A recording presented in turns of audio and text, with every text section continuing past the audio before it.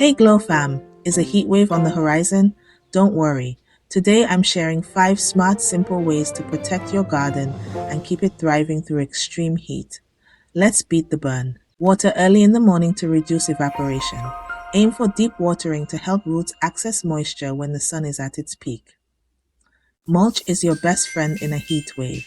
It acts like sunscreen for your soil, locking in moisture and protecting roots from scorching temps. Use shade cloth, old bed sheets, or even palm fronds to create a temporary canopy.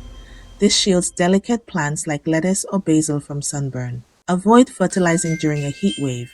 Plants are stressed enough. Wait until temperatures normalize to resume feeding. Focus on protecting young seedlings, container plants, and leafy greens. Hardy crops like okra or eggplant can usually handle the heat. There you have it, 5 ways to keep your Caribbean garden glowing in the heat. What's your go-to garden heat hack? Drop it in the comments below, and don't forget to like, share, and subscribe to Caribbean Glow for more holistic garden wisdom.